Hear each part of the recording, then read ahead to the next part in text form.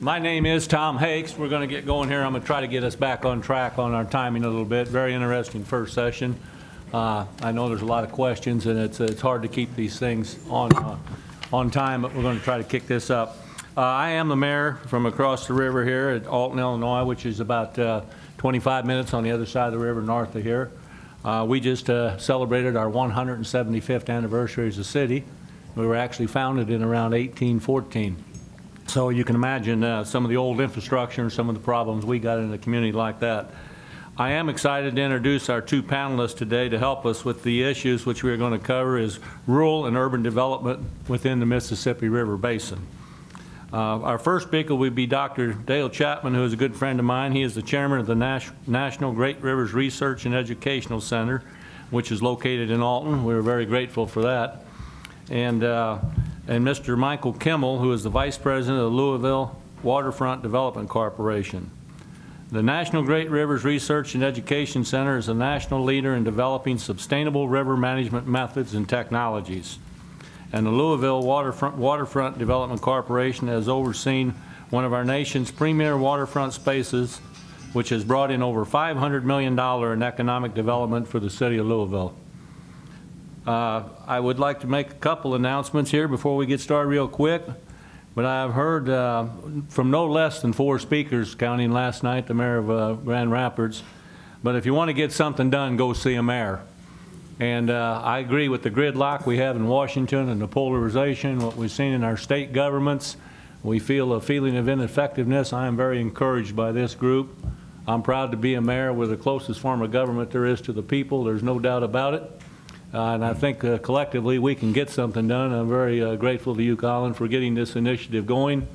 There's power in numbers, and sometimes a little mayor from a small city, and some of these mayors here today, I've talked to her from cities of 800 and 900 up to 200, 300, 400,000, maybe more. Of course, Mayor Slay, and so we're getting way up there. But there's power in numbers, and an organized minority sometimes is a political majority. And that's why I think this group is so important, because collectively we can make a difference. With that being said, I would like to start out with Dr. Chapman.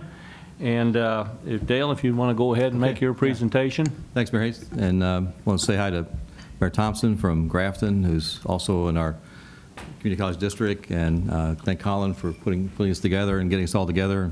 Got to recognize Colonel Hall, back here with the St. Louis district, who we work with and partner with every day. I really, by the way, if anybody's cell phone goes off, college presidents are constantly fundraising, so that'll be $25 to our foundation. If any, just get warn you in advance. Our region, the one you're located in here, is really at the confluence of America's great rivers. The Mississippi, the Missouri, the Illinois, and just south, the Ohio rivers all come together in what's seen as the confluence region. 64% of America's agricultural products travel to world markets down this corridor. 45% of the continental United States drains down the Mississippi River Basin. And of course, the watershed is from the Continental Divide in Colorado to upper New York State, third largest watershed in the world, some 3,000 miles in length. Species diversity is among the most robust in the world. We're a north-south river, and so the last glacier, didn't recede, didn't come down enough to wipe out all the species, and so we have ancient fish species in this river that saw the dinosaurs come and go, for example. Plankton-eating ancient fish species. And so species diversity is a really important element of this river. Major flyway, for the north-south flyway. So land and ecosystem and forest canopy restoration throughout the entire watershed. Nicer tributaries are important elements. And so what the National Great Rivers Research and Education Center is all about is that basically we think that science should inform policy. Without proper scientific research and environmental studies, it's debatable whether the Mississippi River Basin can be sustained for power production, navigation, food distribution, and environmental sustainability over the next 50 years. There are a lot of people that are looking at all that now, with a whole series of issues having to do with invasives, both aquatic invasives and terrestrial invasives, and the people interaction with the river. So the nature of the work that we're conducting with our partners, University of Illinois, the Natural History Survey, and 15 other NGOs and public and private partners that form the National Great Rivers Research and Education Center. It looks at terrestrial, aquatic, and the human dimension of informing policy.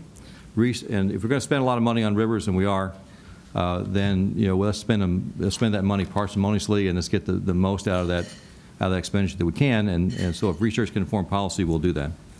Our topic today is on riverfront development, and I think the first thing that really one has to consider is sense of place.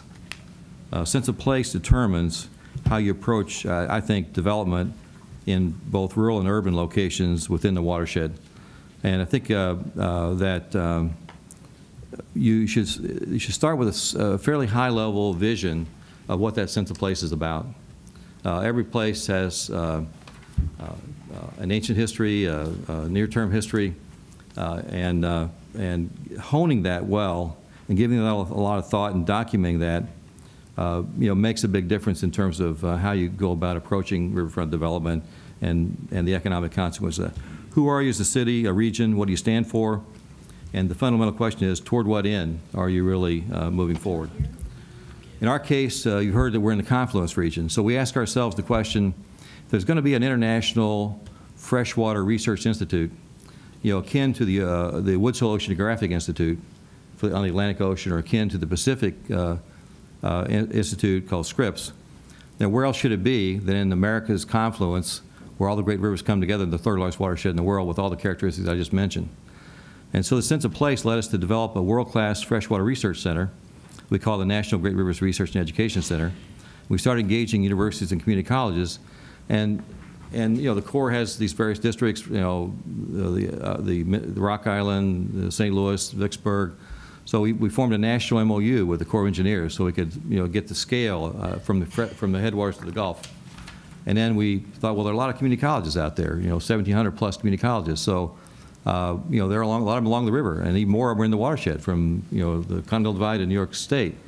So, so why not network all the land grants, since we have a land grant partner, and why not network all the community colleges around these great rivers themes, and watershed issues. And so that's that's being accomplished. So many times rivers are seen as natural resources that are not seen as natural resources that should be embraced. I mean, we've talked this morning about floods, and they're scary places. They're scary times, river pulses, where nature determines the outcomes. So we're constantly weighing whether we should create water turnouts, bigger dams and levees, allow the great rivers to reclaim their floodplains, deciding whether people should build in the floodplains, issues of sediment, issues of invasives. And so there are economic consequences to all of these decisions that we make and you make as mayors around sustainable riverfront planning. And as I said earlier, research has got to inform policy at the city and town level, just like it does at the state and federal level. So once you've determined a sense of place, then I think the concept of iconic branding, comes into play. And, for cities and towns, just like it does for universities and other entities. NGOs such as the Audubon Society, Conservation Fund, the Nature Conservancy, Ducks Unlimited, Farm Bureau, corporations like American Water, ADM, ConAgra, these are all important, iconic, some of America's great brands. Caterpillar, you know all of them. So, don't, struggle in isolation. We're a community college. So when I say community college, most of you think of a square little building in a cornfield, or a square little building on a city block someplace with a very localized mission and everything. Well, that's not what a community college really is in America's, in America today. If I said, what's the largest college in America, you might say, well, Ohio State or Arizona State or something, but it's really Miami-Dade Community College with about almost 300,000 students on 9 campuses. If I said, what's the most ethnically diverse college in America, maybe it's Berkeley. No, it's Los Angeles Community College District with about 125,000 students and over 100 different dialects or languages spoken. So, by iconically branding with the U.S. Army Corps of Engineers and with the Nature Conservancy and other well-known Audubon Society and other iconic symbols in America, then you get kind of there faster. People want to affiliate with you and belong to this exciting new direction that other people are joining in, and you can sort of shed your skin a little bit in terms of sense of place. So it's interesting to note that the Army Corps of Engineers, don't forget your public partners, because the Army Corps, I would argue, is the largest environmental organization operating in the Mississippi River Basin. In St. Louis alone, there's more than 50,000 acres of Corps property under management, and then they are a tremendous source of knowledge. They have great expertise in many different areas, and we call upon them regularly, to help us as we complete our mission. Just this morning before I came on here, I was talking to Julie Zeno from the St. Louis District, and we have a floating platform, a pontoon floating scientific navigation or scientific instrumentation platform that does nutrient sampling, phosphorus sampling, water quality sampling 24/7, and we need to anchor it in the river so it's not a problem with the navigation. So helping figure out where that goes is one example of how we work every day with the Corps to complete our mission and to further science on rivers. It's also interesting that it's hard to know where these things go once you get them started. We call ourselves the National Great Rivers. Well, actually, it turns out we're the International Great Rivers Research and Education Center. We didn't think that big when we first started this out. But in this last year, we've had representatives from the Mekong River Commission here, from Laos, Cambodia, Vietnam, and Thailand. And one of our scientists will be going over there with the Army Corps next spring, I guess now, because their watershed issues are a lot like our watershed issues, and so we can compare notes on their research and what they're doing and what we're doing, and they have similar kinds of issues with river pulses and the issue of issues of dams above them in China, where it's changing their natural flow of how the river connects its floodplain. 200 million people's lives are at stake about how well that gets done or not done, and it's vital to their regions. And so we want to assist them in ways that take advantage of what we know, and we want to take advantage of what they know. Leeds University is the largest watershed research group in the United Kingdom. They don't have a watershed like we have here, so they're coming over to put their experiments in place, and through the internet we'll get them started. They'll go back to Leeds University, and we'll collaborate with them on Big River's watershed research. The Yangtze River Group's been here, and the Colombians have been here, the Magdalena River. So these are all State Department issues. They're all Corps of Engineers issues, and led to sort of this international dimension. Rivers should be seen as a major asset for workforce development and for jobs creating. We're a sustainable college. Half of our salary increases last year came from lowering our grid costs through using sustainable practices, and we've because of our this sort of river initiative, we've developed associate degrees in stormwater management, stormwater treatment, sediment issues, invasives, ecotourism, transportation, and navigation. So watershed health and vitality leads to high-end employment in these new green careers. Rather than turning our backs on rivers and limiting their reach, we need to embrace their economic potential as well. Riverfront development must include strategies to look at the strength of the whole community, from the watershed to the economy. Urban planning models like Philadelphia's Green City Clean Waters Initiative is an example of integrating equity issues and environmental goals in an integrated fashion. And these methods have been studied, and now they're being implemented throughout the country. At Lewis and Clark, as a result of our sort of jobs initiative and our workforce training programs, we've developed 2-degree programs in restoration ecology, environmental technician, biological lab technicians, water quality science and wastewater treatment, as well as numerous other high school programs and internships. We have a 25-student internship now at Lewis and Clark that attracts worldwide students, I think 18 different universities, from India, all over the world really, and throughout the United States. And that's, so we're really raising the next generation of Great Rivers aquatic scientists and terrestrial scientists and watershed scientists.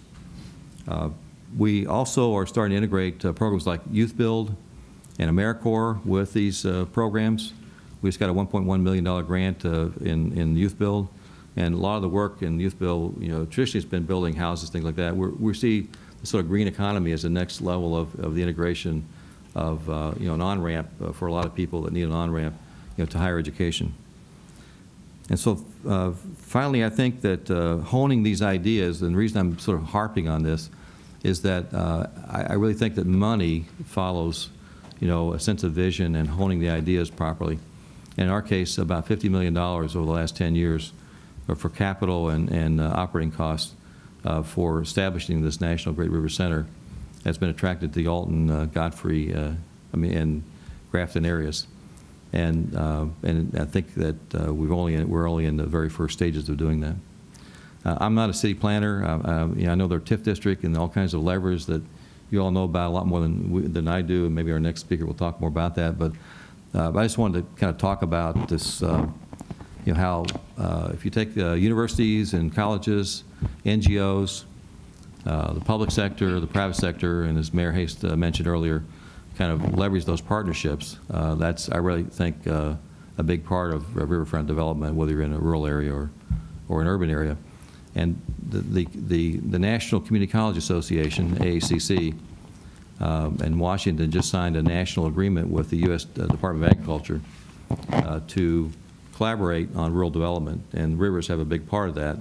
And the Kellogg Foundation just funded about 5 community colleges from the headwaters of the Gulf to start to think about, how do we do that, where we can leverage this as a workforce initiative for particularly rural areas of the country. And rural areas by USDA standards are defined as 20,000 people and under. So a lot of places are rural by that definition. Be glad to take any questions, or we can go on to the next speaker and take them at a later date. Let's go on to our next speaker, and then we'll have a question and answer period. Thank you, Dr. Chapman. Our next speaker will be, let me see here, Mr. Michael Kimmel, who is the Vice President of Waterfront Development Corporation for Louisville, Kentucky. And Mr. Kimmel, thank you for coming. Just some handouts that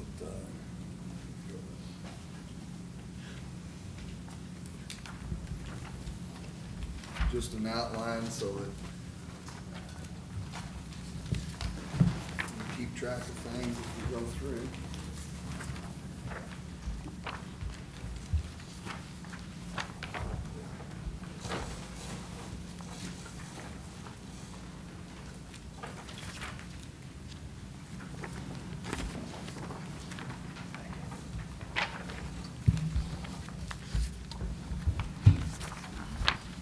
Sustainable development has a lot of different areas that can be sustainable. It's a catchphrase that everybody wants to use all the time. And so today what I'd like to do is just tell you how we incorporated those kinds of philosophies into the development of Waterfront Park in Louisville. We'll go through the creating an organization that'll transcend office terms. It needs to be independent from city agencies.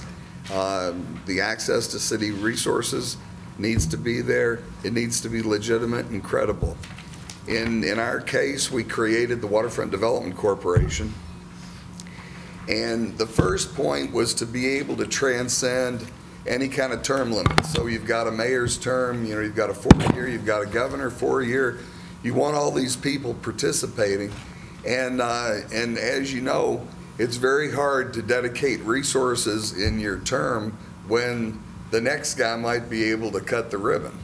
And so when you create an entity of its own that can transcend time, you can create enough ribbon cuttings throughout the entire development so that everybody has a bite at the apple.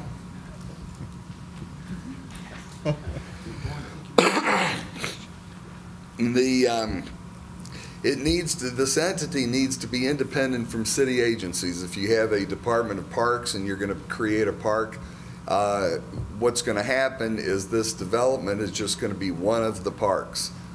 If you have a Public Works Department and you need those kinds of resources, if lights need to be changed, if salt needs to be put down for snow, whatever it's going to be, whatever the competing expenses are, you're going to have a problem. And so it needs to be independent. On the other hand, it needs to have access to city agencies. If you create an entity, you probably don't need a general counsel, but you do need legal services. So if the city can make the legal services provided for this entity, then you can save money. You can also do the same with payroll, with administrative kinds of expenses. You can divert those into the city. But for the main use of resources to build this thing, whatever your economic development program is going to be, you need a very special group of folks to be able to do that. You have to be, this entity that you're creating has to be considered the proper authority, okay? If you have a state in Kentucky, we're very lucky to have a statute that allows municipalities to create special entities to do public good. And so some places don't have that. Places that aren't as, that like to centralize the authority at the state level and don't have much home rule going on, you got a problem, because you need that's just one opportunity that you're going to have to overcome in some other way. The city needs to establish this authority and have as much state support as it possibly can get. It has to be credible. This isn't the kind of entity that you want to put political appointees in unless they're really, really good, well-founded people.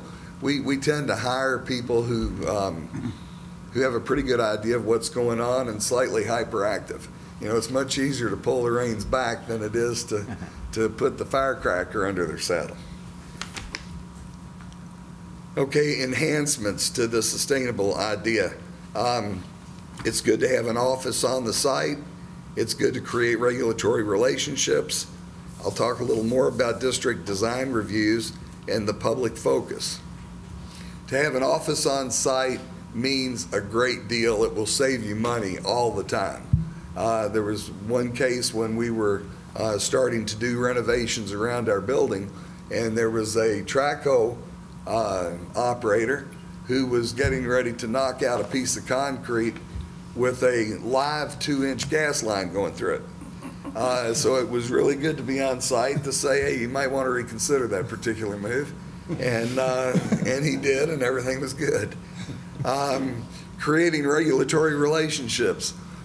As has been said many times this morning, the Corps of Engineers plays a major role in every single thing that you do, as will the state's Division of Water, Waste Management, the Coast Guard. They're just a myriad of players here. But the Corps of Engineers is a really, really important one that you want to try to get to understand your project from the very beginning and try to get as high a level of support with that agency as you can possibly get. It makes a big, big difference. When we started, now the culture, I'll have to say something good now about the Corps. The culture has changed substantially in the last 20 some odd years. About 20 years ago, we had somebody with the regulatory branch of our district saying, it'll be over my dead body. This was in a presentation one evening. It'll be over my dead body that they get a park down there where they invite boaters because it was so close to the shipping path for the barge. And unfortunately, I was on the agenda too, and I followed his comments. Over the time, though, he retired, but over time, everything has worked out, and they understand exactly what we're doing, and there's a certain level of trust that you get, and when everybody gets a certain comfort level from that trust, it makes a really, really big difference. District design review. The entire waterfront district in Louisville falls under, and it's a very large district, it falls under design review. It's a part of zoning. Now, we can't, we have a very strong metropolitan sewer district that has very strong regulations on building in a floodplain. So we really don't need to take that land use portion of zoning.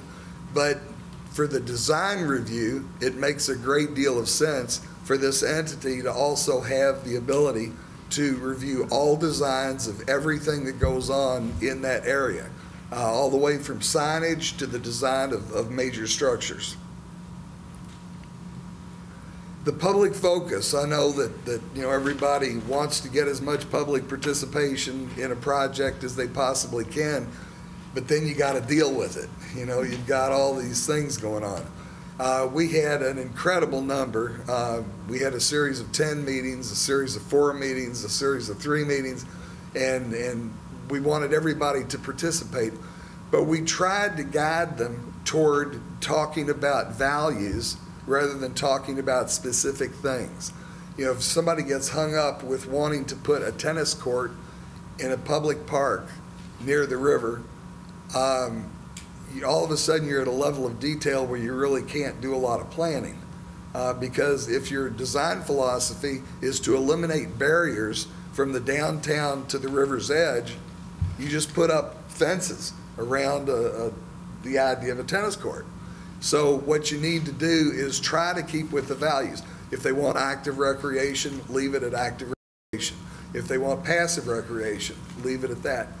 In Louisville, after the first series of 10 meetings, the 2 things that were brought up every single time, people wanted passive recreation and they wanted another place to eat. And those were the values that were the most important in Louisville, Kentucky.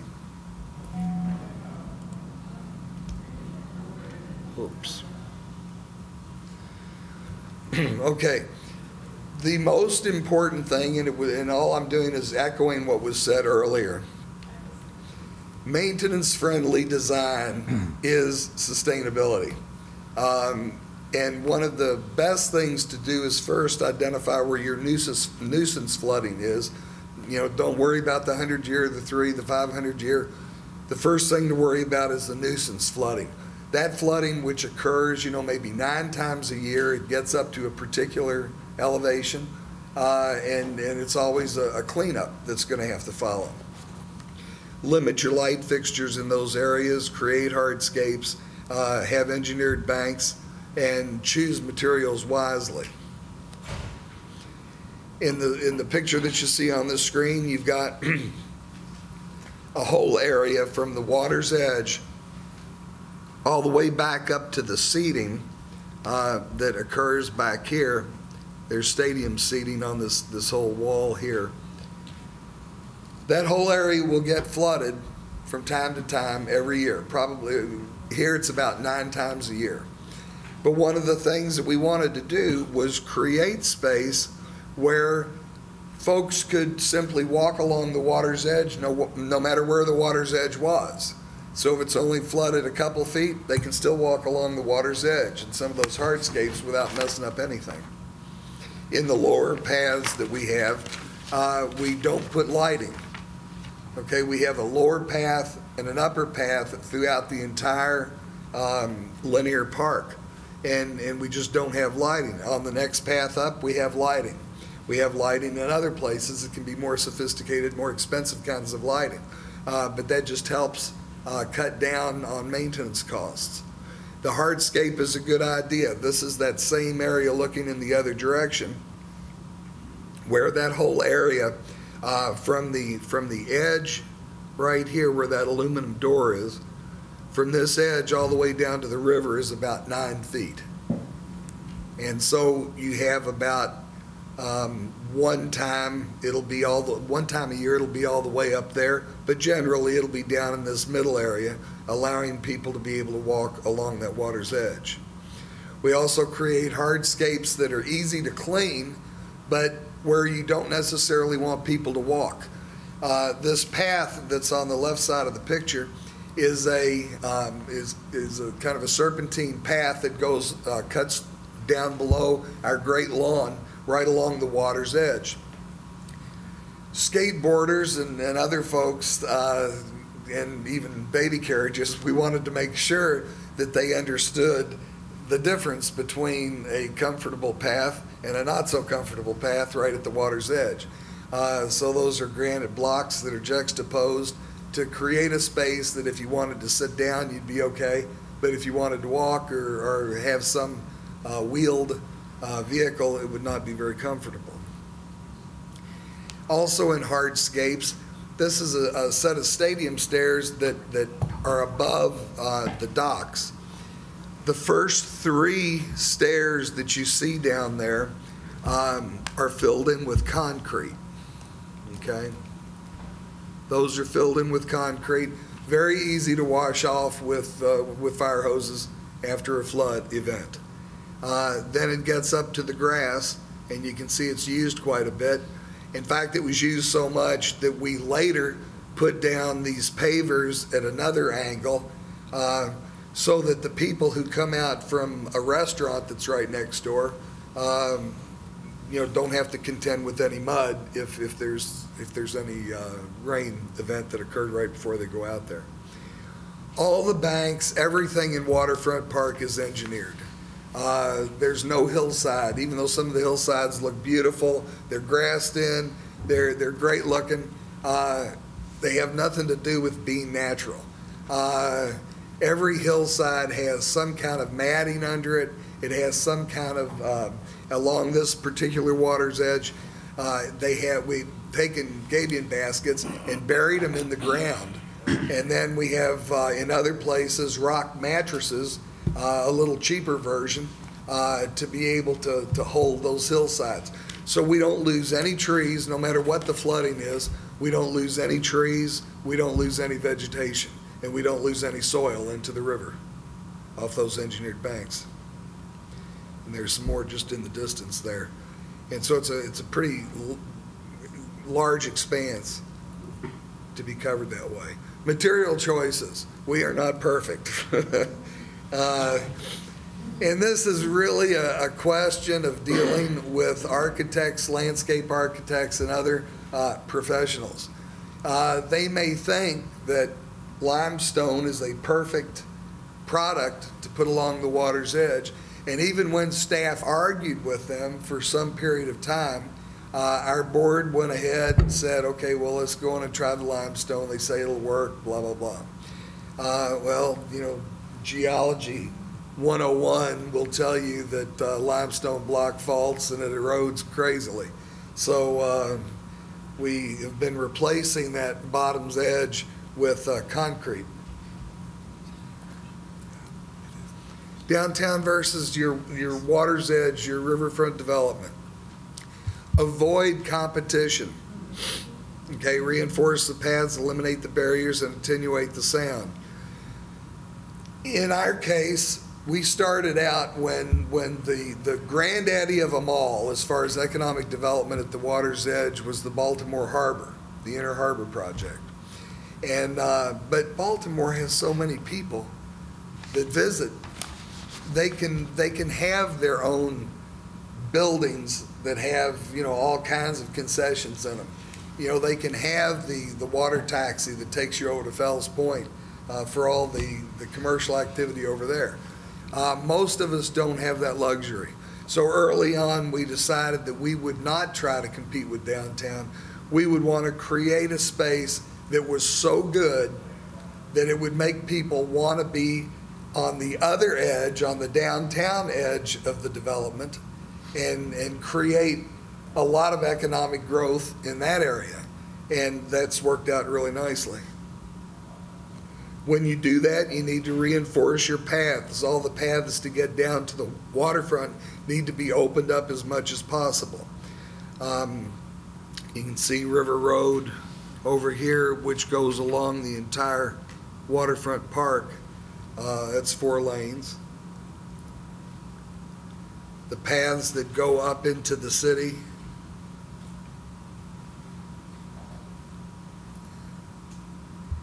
This was a partnered project with the Corps of Engineers back when earmarks were still happening.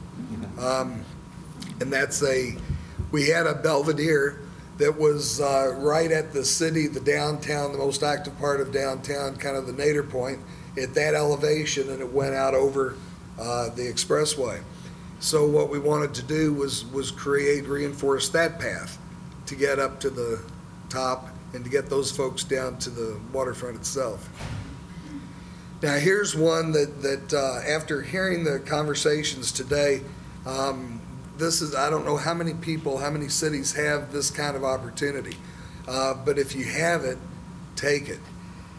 We had an area where a lot of industry, this whole thing was a brownfields, the entire project.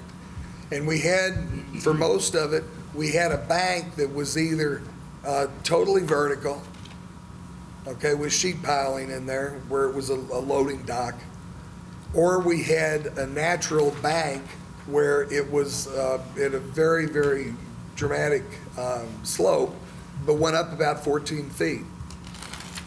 When we talked to the highway department, they wouldn't allow us to undercut their caps, their piling caps, and understandably. And so what we had to do was tilt the entire Great Lawn so that it would be just above that nuisance flooding level is where it would start at the river, and then it would slowly go up.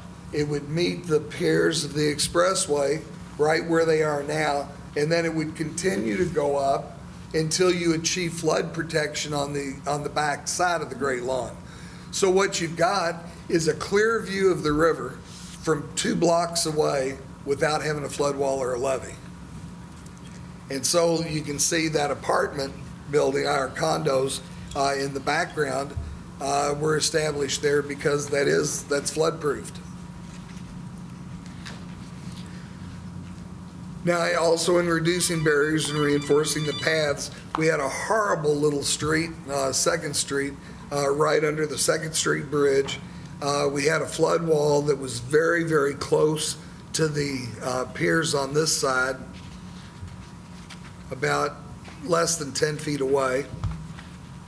And so what we did was incorporated in the Yum Center, we incorporated a flood wall into that wall, the wall that they have there of the building, and then opened up this bottom so that instead of having flood walls that went from about here to here, we now have these swinging gates, and the swinging gates allow you to open up the area so that when you come down here, you can actually see the river from a place where you could never see it before.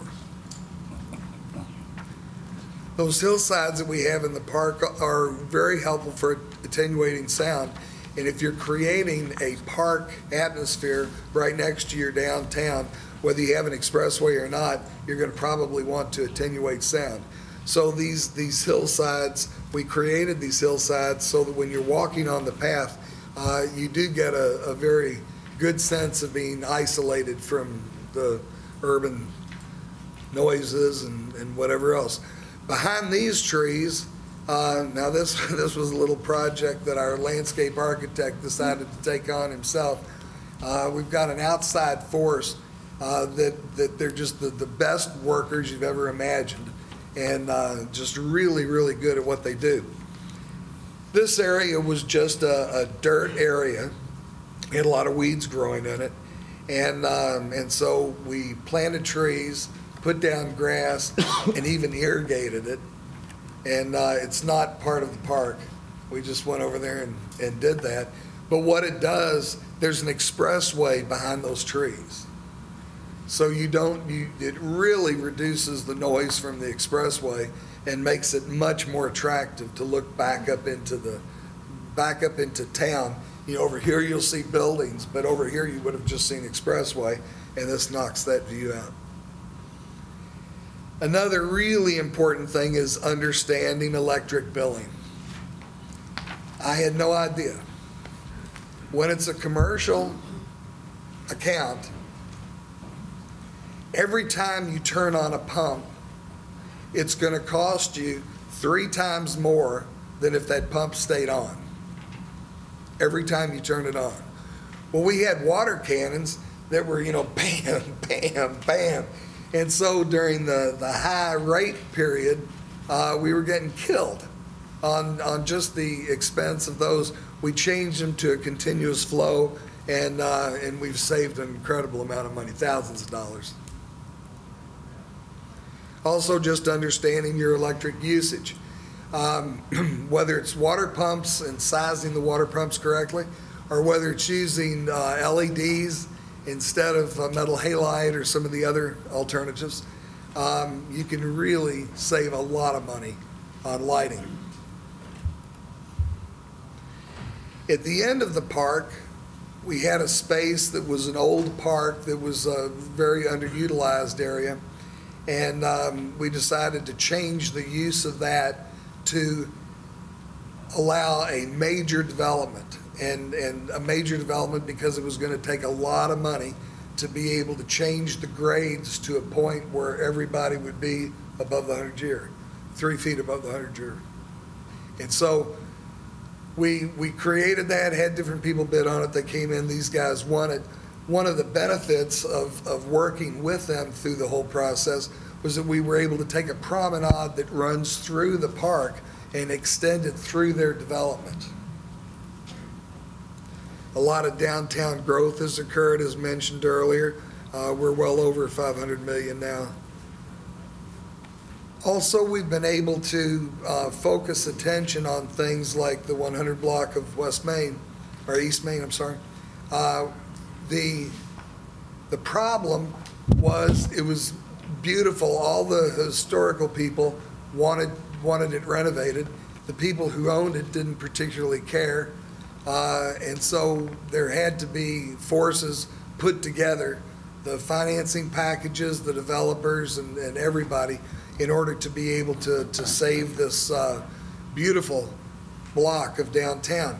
Now that's right at the extreme edge of the Waterfront District, but it is still within the Waterfront District, so we were able to encourage a lot of people to participate in that. A lot of building reuse. This is down Main Street further on the east side. And of course, all that goes through design review. Every time somebody's going to renovate an old building, it needs to go through design review. And you notice on here, you've got Preston Street, that right behind us is the park, okay? You look up Preston Street and you see all 3 of the buildings on the right-hand side are new. And the latest one stretched out as far as it possibly could so they'd get views of the park. So the park is really making, this is a great example of the park making a real economic difference in downtown Louisville. The park use, we have Waterfront Wednesdays, the 4th Wednesday of every month for about 7 months. Some nice water play areas, and then Thunder over Louisville. Those are all people, by the way. It's about 500,000 of our closest friends. But there are still, even though you've got those large developed areas, you've got these contemplative spaces too. This is the back side of the Lincoln Memorial area. And then just one of our paths, you can see by the lights that it's the upper path through the park. And then to create images just for people driving by.